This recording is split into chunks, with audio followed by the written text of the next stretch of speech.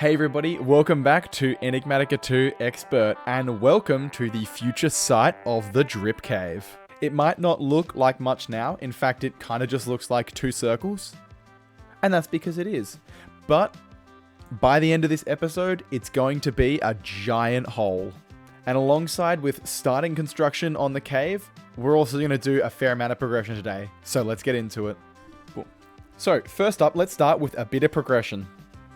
I want to actually get some way of moving items around from all of the blocks we have, and we need network cable for that. So let's craft a bunch of network cable. 8 stacks will do. And we can get a quest reward for 64 more of them. Very nice.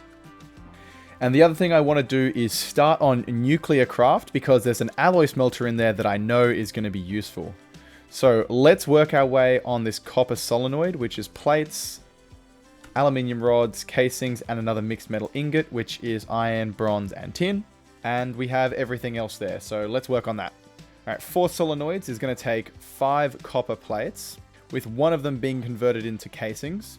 We need 3 iron plates, 3 tin plates, and 3 bronze plates. We can put those together to make our mixed metal ingot. Now we can change our plate mold from plates to rods, throw some aluminium on there, and that should be some solenoids, which can be used in the alloy furnace. Beautiful. So I need another iron plate. Well, those are rods, so that's not too useful. We've got to swap out our press. Then we can make an iron plate, get 4 compressed cobblestone, make ourselves some pistons, 4 pieces of lead, and then make the manufactory. There we go. Let's take the advanced plating. I think that's going to be much more useful. Now we can go to nuclear craft. Detect and claim. There we go, perfect. Claim our manufactory, 10 levels of experience.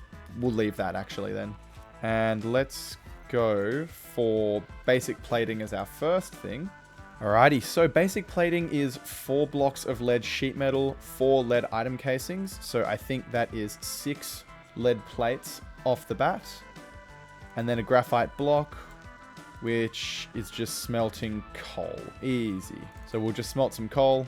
There's a lot going on in here that needs to be fixed. I'm not going to lie, it's getting messy. So we need 6 plates, 2 into casings, sheet metal, and now we just get to wait for a few more pieces of graphite.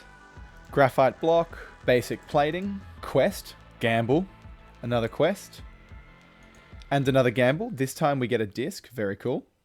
Okay, so the alloy smelter is going to need a furnace, which is going to take 4 more compressed cobblestone, 2 stone gears, and a piece of coal. Furnace. Alloy furnace now just needs bricks, which we have a ton of. And now we have the nuclear craft alloy smelter, or alloy furnace, and a beautiful quest. And let's try our luck for another gamble. A dragon egg. Okay, that's random, and we're just going to have to leave that. I'm not going to do anything with it so far. Look, it's a bit ghetto, but if it works, it works. There we go. So the nuclear craft stuff is ready to go. Oh my gosh, it has lots of energy storage. So now you're probably wondering, why did we just make 2 nuclear craft machines? And it's because of this. Look how insanely fast that was. And with access to Ender IO's pulsating iron ingots, which will immediately turn into pulsating iron nuggets, and combined with some Ender IO conduit binder, we now have the most powerful item conduits in the game. And we are going to be using these everywhere. I'm sure the alloy furnace can be used for other things. Oh my goodness me, it can be used to make steel at 1 to 2. That's pretty decent.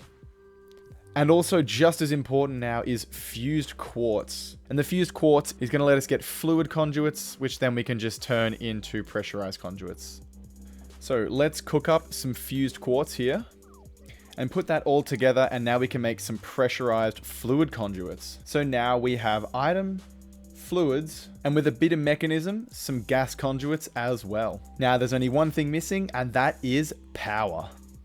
And I assume that the Ender IO energy conduits are going to work, but there's only one way to find out, and that's to just start crafting them. Alrighty, so we can make our energy conduits here. But what we'll also do is we'll make some leadstone flux ducts, just in case they don't work. And these are much easier to craft. But that is actually all of our logistics sorted. We can now move fluids, items, gases, and power. And all it took were 2 machines. Isn't that just fantastic?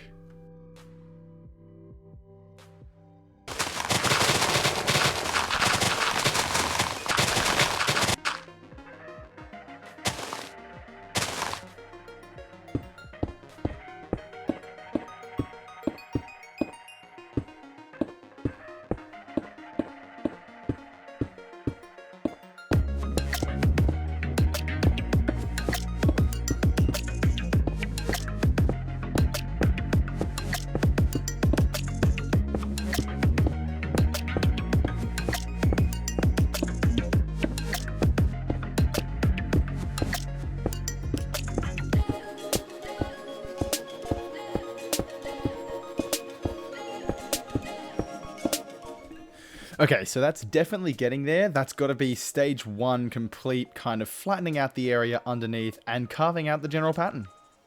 Now all we have to do is go down a few more blocks, then go down in the middle, and then go down again in the middle of that. But the tools are looking a little worse for wear. Shovel is in fact broken, and the mattock and hammer are getting a little bit low on durability. So let's go repair those and continue with some more work. So here's the haps. Effectively, we're going to have layers of this circle every 15 blocks. So I'm going to have one layer at y equals 60, then 45, 30, and 15. I'm going to have this middle ring here, probably water down the bottom, some sort of decoration. And in the middle, connected by paths on the bottom layer, we'll have something big.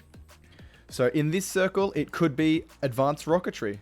In the other circle, it could be the ME controller. Who knows? I don't know. I haven't planned enough ahead. But let's dig out to y equals 60 and start to carve out the terrain. And welcome to the first layer of the drip cave. So this has actually been quite a monstrous excavation journey already. And we've only done the first layer of the first circle. There's still 2 more to go. And this will go all the way down. So this is going to be an ongoing project. And I'm not going to make you watch me do the entire thing. What I will make you watch though is starting to flesh out our power room, which is going to be on this first layer here. We really need to get the power down, and then we can start to work on things like getting applied energistics, because I have seen the future and it is digital. So each of these walls is 15 by 15, which happens to be the maximum size for the cyclic farmer. And I've brought all of the stuff required to set it all up, including way too many extras just in case we need to make more conduits, which I now have found out can transport RF on them. And energetic alloy itself is not that hard to make. And vibrant alloy is really just going to take a way of making ender pearls, which we'll figure out shortly. So the plan is, the farm is going to go on this side, and the power generation is going to go on this side. And ethylene production is very simple, so let's mine out this room and set the farm up. So dirt down, let's place our water for the farm, and get to some hoe business.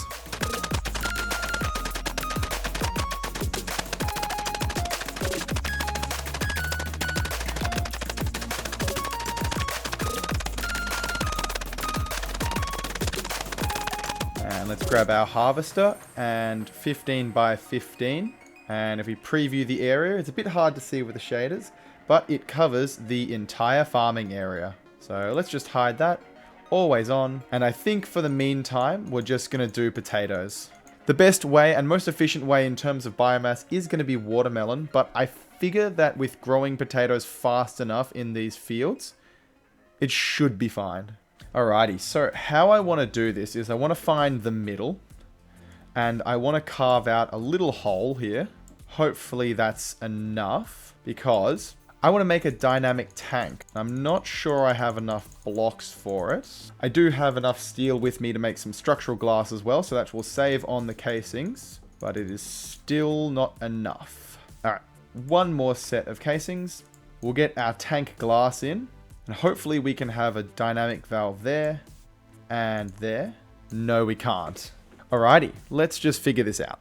Okay, so we actually have our tank and its volume is 125. I'm going to imagine that that means 125 buckets. I think I'm probably going to want another valve because I'm actually going to want to pull out fuel as well. So ethylene will go in on either side and then it will come out the middle. Currently, it'll run a mechanism gas burning generator. But once we get into Applied Energistics 2, we can make a gas turbine controller, which will fill somewhere and will generate us a lot of power and probably take us until we get nuclear reactors. But for now, let's set up ethylene production. So the first thing we want is the crusher to make biomass. Then we need the pressurized reaction chamber. And if I remember correctly, the electrolytic separator needs to go there because hydrogen is on this side. And we need hydrogen and water. And with gas conduits, yeah, all right, I think this will work. And then we'll pump that from the PRC straight into the tank. Alrighty, and with our fluid conduit, we'll set to extract, always active, and directly up into our gas burning generator, which is currently full of ethylene. And it probably should have clued me that it's called a gas burning generator, that you need gas conduits, which can't connect to the dynamic tank. Well, maybe this dynamic tank was a complete waste of time. That's fantastic, I suppose. Sure it won't connect? Yeah, okay, great. Cool. Completely useless for now. Just great. I probably should have checked that before I did this. But that's fine, it doesn't matter. We'll take our gas from here. We'll set to extract, always active. And we'll set that to insert only. And now side configuration. So on gases, we need it to output onto that side only and allow inputs from everything else. Items are going to be input from that side as well, yes. Gases are also going to be input from the back. And fluids can be from the bottom. Perfect. Okay. So let's think here. The gas conduit probably shouldn't connect to that because that'll export hydrogen. So here is going to be an always active extract, and here is going to be an insert, which will fill with hydrogen now. Brilliant. And here is the beautiful, beautiful part about this. Hopefully, we can use an Ender IO conduit, and we're on insert on both of these, which will then place an aqueous accumulator. I'm just future-proofing this because we're going to put power underneath. So we need to figure out how we want to get the aqueous accumulator to have water in it. So you know what, we could use the infinite water source from nuclear craft just to be a bit cleaner. But not an option for now because I'm a little bit lazy. So let's just make sure this works. It does. Full on water, full on water. We're going to need to run power sort of underneath somewhere. We'll end up having to put facades over everything, which is not amazing, but it's okay.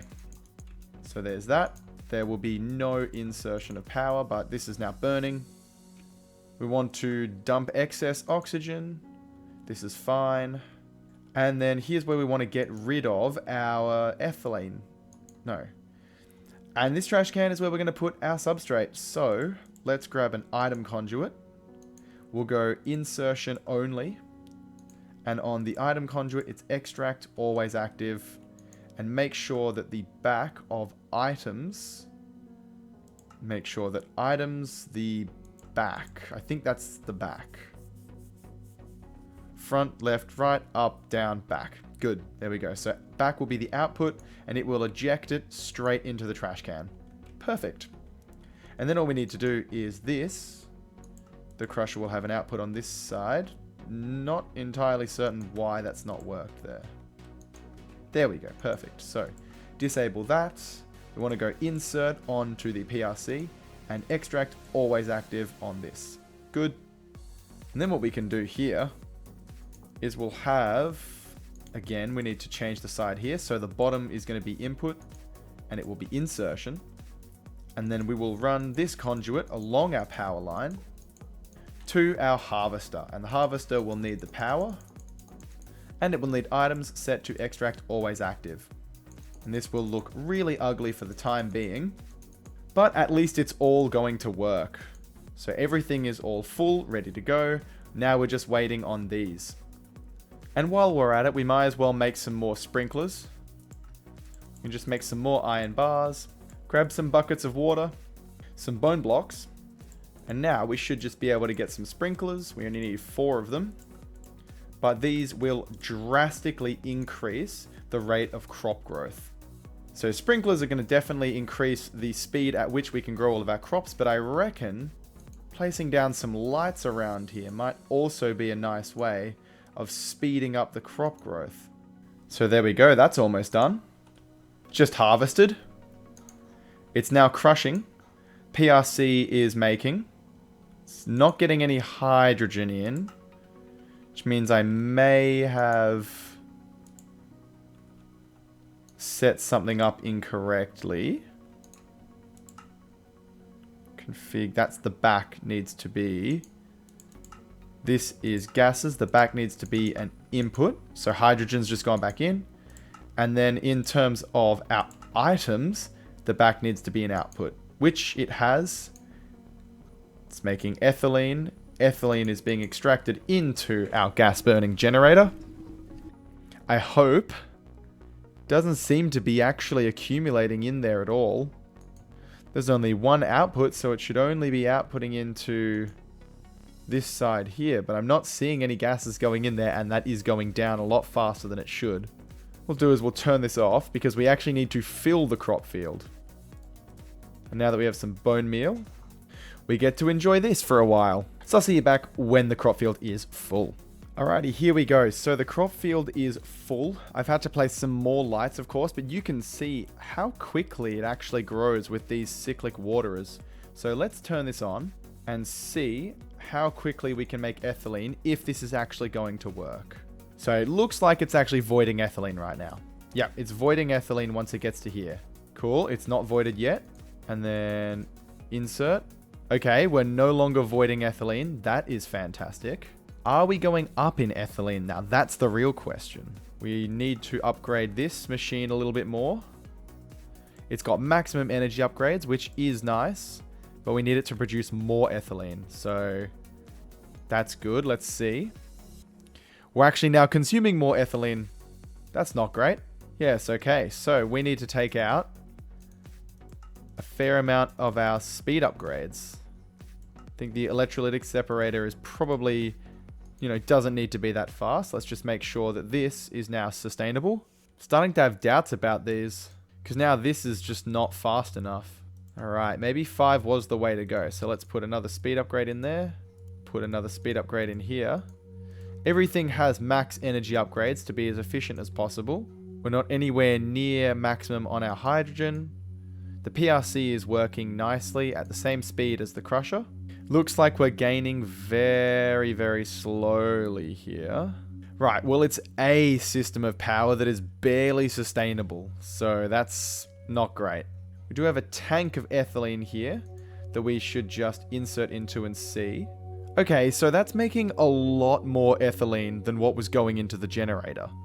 So why is that bugging out like this? There we go. Now, that's clearly fixed the issue. This system is working just fine. And once this fills up, then we also have a 64,000 millibucket buffer as well. But this is filling up way faster, so I reckon we can now speed this up, because something was just not going right there. So we speed this up, and now we see what our production rate is going to be like. Yeah, look at that. That is beautiful. Is our hydrogen going down? No. All right. So we're clearly positive on ethylene here. We can support a burn rate of 12 pretty handily right now, which is doing 6k RF per tick. And with better storage and better machines eventually, including this crushing factory getting better and doing more PRC spam, I think this is going to work just nicely. So base power is sorted for the meantime. And the harvester is absolutely insane in area mode. It just harvested the entire crop field and barely consumed any power. That is beautiful. So now we're pretty confident. So now we're pretty confident in expanding into our new base. Let's move all of our machines here. Whoa, whoa, whoa. Hold your horses. I don't think that's a good idea yet. Our base is currently around 350 meters away, and that's fine with the slime sling, but transferring items between here is a pain in the ass. So I think what we can do is move it when we get applied energistics. Which I have to say, being a complete newbie at this pack makes me think that it's actually not that far away. The energy acceptor is all things I know we can make. The ME controller, the only issue with it is that it is these machine casings, which isn't actually that bad. The ME drive also doesn't look that bad. We will need an inscriber, which is more machine casings, things like that. This doesn't look too bad, except this disk drive. Oh no, that's free. Oh, that is absolutely free. Okay. Quartz fiber isn't too bad. Okay, this could be doable. And that's just, I gotta say, that's honestly not the worst thing ever. I think what we really want to do first up is start to make these machine casings a bit easier. So I think we can probably start to figure out the replicator and get our machine casings made so much easier. Because looking at the stuff that we can make with UU matter, we can make our machine casings, iridium, or I guess that's plutonium actually, litherite crystals, all of the machine casings, ultimate control circuits, wither skulls, cookies for some bizarre reason. So making UU matter and the replicator are going to be the next things that we do. But first, I want to upgrade my power, so let's make some energetic alloy. And then we can turn that into our enhanced energy conduits for 25,000, whatever, that's micro I per tick, I think. Obviously, that means 25,000 RF, right? No idea. But energetic blend is simple. Glowstone, redstone, plus gold equals energetic alloy. And there's definitely other stuff we can make with it. But for now, we're going cabling. And I think you do have to replace every single energy cable. I'm hoping that this can do this automatically. No, it doesn't. Alrighty, so we are just going to have to place these all manually. That's okay. I do believe we can manage that. It is not that challenging. There you go. Those are all plugged in. Alright, there we go. It's all reconfigured. And we're definitely going to want to run the power eventually down to where we're going to have the rest of our machines. So let's just run that through the floor. And now let's really start to take a look at this replicator. Alrighty, so let's clear our workstation. And now see what we need. We need reinforced stone, reinforced glass, teleporters, high voltage transformers, and an MFE. And that is really not that challenging. That's kind of annoying, but whatever. This is just advanced alloys. This is going to be a lot of those advanced circuits, diamond, advanced casings. Alrighty, so let's start mass producing our mixed metal ingots, which is iron, bronze, and tin. And I've been told that apparently this is going to work with making it automatically stamp, and that a chest at the end is going to work. I have no idea, but it's time to find out anyway. So, bronze, we need 63. Iron, 63 iron as well. And tin, which is there. So let's see if this is going to work. It is. Wow, that is actually so cool. Brilliant. So we'll let that run. We're also going to need some more machine casings, which I can guarantee we don't have. We're going to need some aluminium plates and some big blocks of iron plates. Well, we definitely need more sticky resin. We'll smelt that up. We'll make all of our mixed metal ingots, which we now have 45. Into the compressor they go. We're also going to need to crush down some coal for our carbon plates. Alrighty, and grout. I think that will be stones and clay dust. Do we have any grout left? We have some grout left. We have stone or cobblestone. We'll just make sure. Clay we can turn into blocks. Use our hammer to get clay dust, and then we should be able to get some reinforced stone. So now we're missing our reinforced glass, which we have now made, so we can take reinforced stone and reinforced glass off the list. We've made more basic machine casings. I think we'll probably want to make one more batch of it, so we just need one more large iron plate. We can just throw that through, stamp, done, and now we have 8. So 10 in total. Okay, so now we need to start looking at the cables. So we need to make energium dust, which is redstone and diamond dust, which we can make in a crusher. Brilliant. Alrighty, so we throw the diamonds in the crusher. We'll make our raw carbon fibers, our raw carbon mesh, and we'll use our time in a bottle on these things because these are going far too slow. Maybe we can go one more on that one. One more. Alrighty, there we go. We'll compress our meshes now. There we are. We'll put another... That's boring. We'll put another stack of steel through the hammer. Okay, this is That was interesting. Wavy chests. Okay. So we're also going to need some copper plates.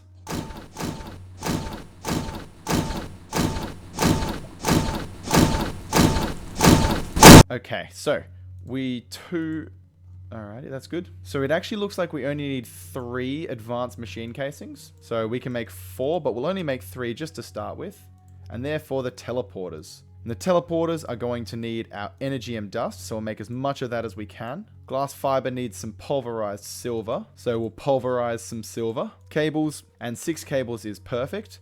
Now we're going to need a lot of enriched alloy and control circuits. So we'll grab a stack of osmium and another stack of iron. And in our infusing factory, we're going to place in our osmium. And I think we only need 16 compressed redstone for this. Definitely needs speeding up, so we'll add some speed upgrades. Still looks fine. And that's definitely draining our capacitor bank now, 600 RF. And while we're here, we may as well see how we make these. So let's make, I think we need 2 sets of this. So coat with rubber.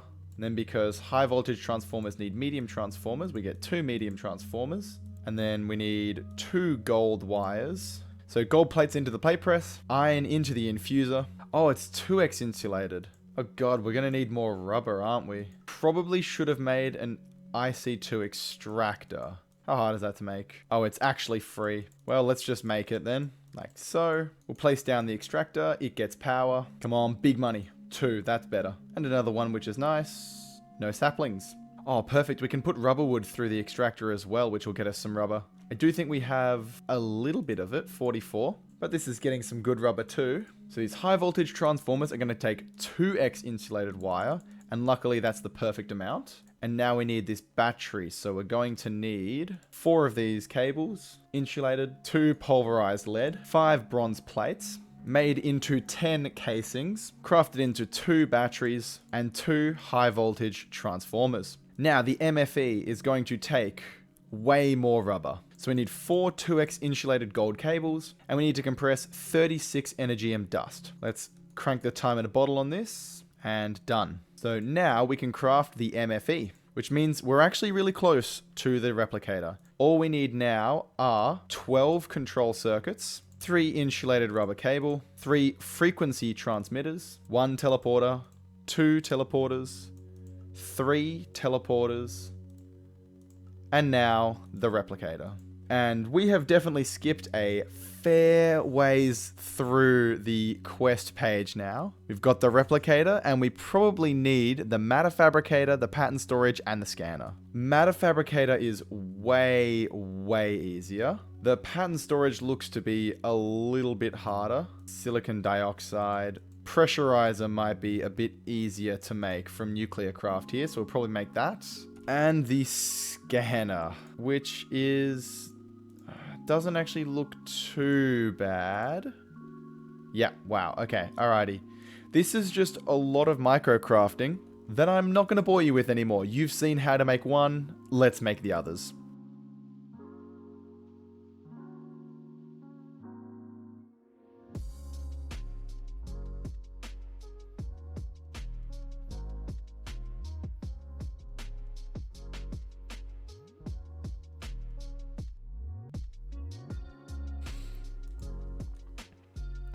And with all of the blocks placed down, and a mechanism energy cube to power it, because IC2 generation is miserable, we now have matter replication. So we have a cobblestone generator constantly recycling into scrap, which goes into our matter fabricator to speed it up drastically. And then the UU matter is brought into the replicator, and after scanning a few machine casings, we can now create the mechanism steel casing without using up 22 osmium, 5 steel, and a bunch of other nonsense. All we have to do if we want a steel casing from mechanism is press single run, wait around 5 seconds, and we have another steel casing. Just like that. I believe it takes around 50 seconds per millibucket of UU matter, so this system is definitely going to run in the background for a while until we can upgrade power tier to make the matter fabricator run insanely fast. But that's for later, because for now we've managed to fully automate automate being the strong word there, but fully automate our machine casings. So I'm going to scan all of these in between episodes because I will see you next time. Thank you for joining us on this great journey of E2E. We now are almost ready to move into the drip cave. Next episode, we're going to tackle AE2. And if you're excited for that, make sure you like and subscribe. And if you want to see the videos earlier, make sure you become a YouTube member. I post all of the videos at least a day early, and YouTube members can see those a day early. With that all being said, thanks for watching.